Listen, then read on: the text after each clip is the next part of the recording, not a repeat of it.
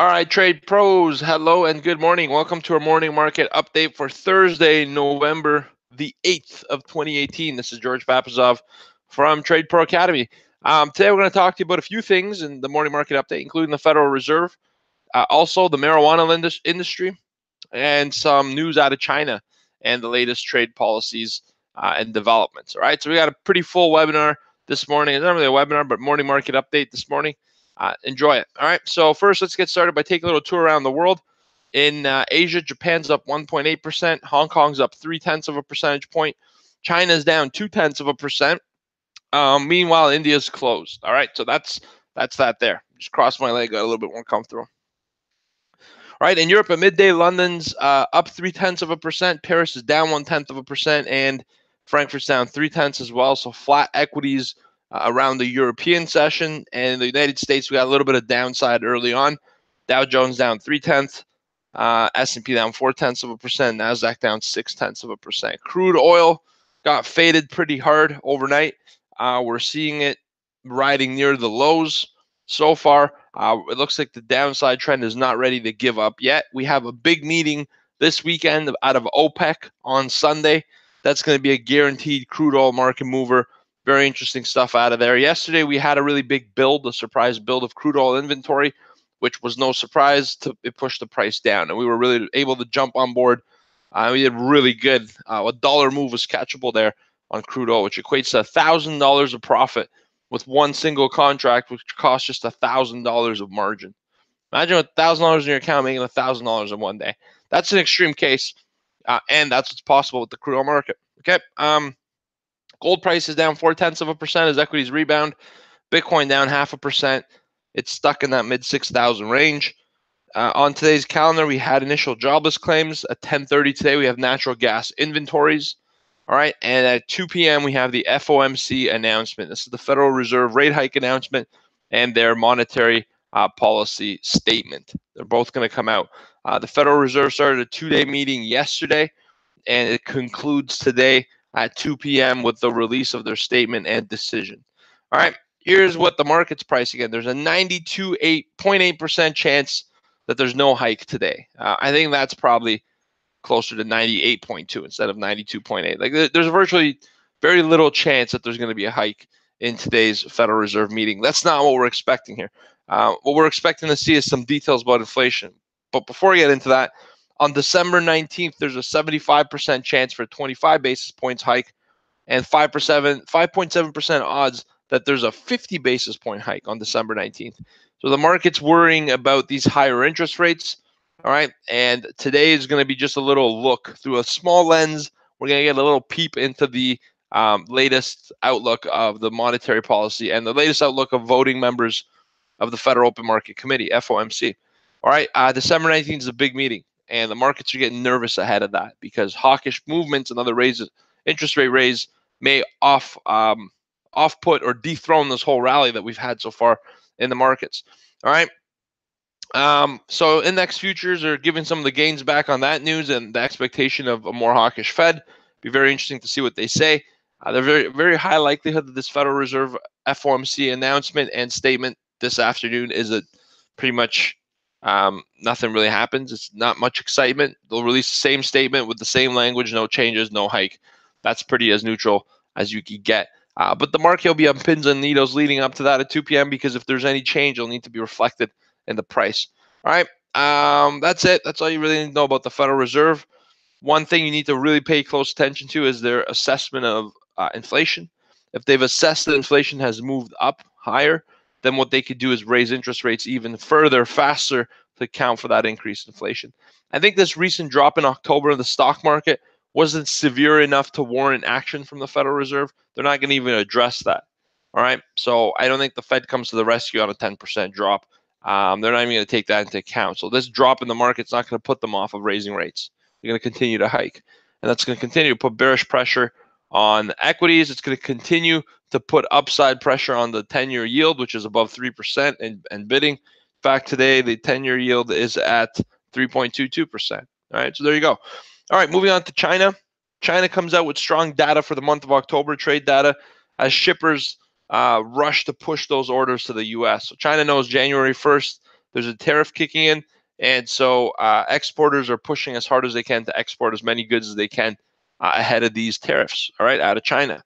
So China's exports increased. However, their imports increased more than their exports did, which is very interesting. So that takes their surplus down by $3 billion,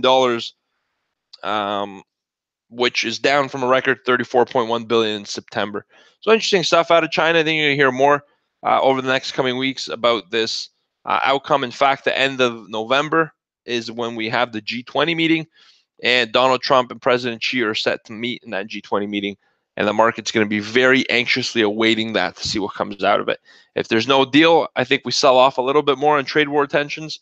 If they agree to something, or agree to at least meet in the new year, that'll be enough of kind of a market handout for it to start rallying. I think that'll be enough positive talk for the market to establish, hey, this isn't as risky as it used to be. Let's rally on the back of optimism around the end of the year as well, the holidays, and I see a pop coming. All right, S&P 500 here, dead smack against key resistance above. This is the level that we call the Market Analysis Live. It pretty much hit it, and it's turned right at that level. So very phenomenal stuff.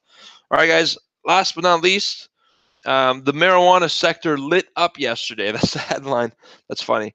After Attorney General Jeff Sessions resigned, this resignation is a forced resignation. Donald Trump told Jeff Sessions yesterday that he would like for him to resign. And I'm hearing that Donald Trump didn't even tell him to his face. For a man that likes to say, "You're fired" on Apprentice, I heard he got his people to call him and say, "You should resign." Donald Trump wants you to resign. He wants your resignation. Interesting stuff. So now that Jeff Sessions is out, he was the one that was the biggest proponent and the biggest opposition, I should say, rather, not proponent. He's the biggest opposition for the marijuana industry legalization. Donald Trump was asked about it. He seemed a little bit confused when asked about it. So marijuana is bad. He made it sound like people have died from using marijuana. But anywho, point I'm making here is that with Jeff Sessions out, that's put a little bit of a bid into marijuana stocks, and that industry's taken off across the board. You're seeing a lot of momentum as those stocks trade to highs. But what else? That's it. That's all we're going to talk about. This article goes on and speculated based on a number of other things as to why Donald Trump might legalize weed after the midterms. I don't think that's going to happen in the States, guys. Not yet. It's too early. But it has been legalized in Canada, and the worst has happened. You can see a whole bunch of people laying on the sidewalk high and eating chocolate bars. I honestly haven't noticed a difference, and I think this whole thing, the legalization, is being a little bit overhyped. I mean, yeah, there's benefits. I don't think there's anybody that's going to start smoking weed just because it's now legal. But I think the best part of it is that that the medicinal industry is benefiting from that. That's a real big market there that's untapped. That's the real opportunity in this whole industry. Anywho, George, over and out, or as our friend Apollo says, George out. Drop the mic. You guys have a good day for yourselves. If you want to learn how to trade options, stocks, futures, and Forex, we have a free training package. Click the link below in the description, or go to tradeproacademy.com/free training. We've put together a really great, awesome course for you. In fact, it's the first lesson of all of our paid material. So it's a premium free course.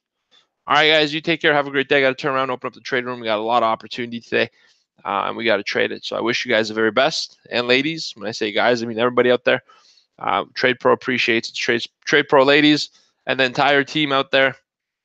We appreciate you guys. See you tomorrow morning at 9 a.m. Let's go ahead and take advantage of this market. Take care. Goodbye. Let's get it done. That's a good way to say it, Marky. Marky says, get her done. All right, Trade Pros. It's a Thursday. Yeah, I played hockey last night. I scored 0 goals, but I did manage to pick up 2 PIMs and 2 assists. So I just needed a goal, and I would have got the Gordie Howe hat trick. All right, team, let's set up some levels here. I do see some really good opportunities in both oil and equities. Knowing where the levels are and being able to qualify some trades around them is all the difference in today's session. So let's jump in. I'm going to set some levels for the S&P 500. I'll bring up Steven. He'll talk to you about oil. And we got a great opportunity of a day. Yesterday in the trading room, for those of you that are here just now, Yesterday in the trading room, we had a 93% break even or positive ratio of traders. Only 7% of our team yesterday was down money, which is incredible. All right. I asked you guys for a gift for 100% of you guys to be green one day before the end of the year. And I got my Christmas gift early. Thanks, guys. All right, let's get started.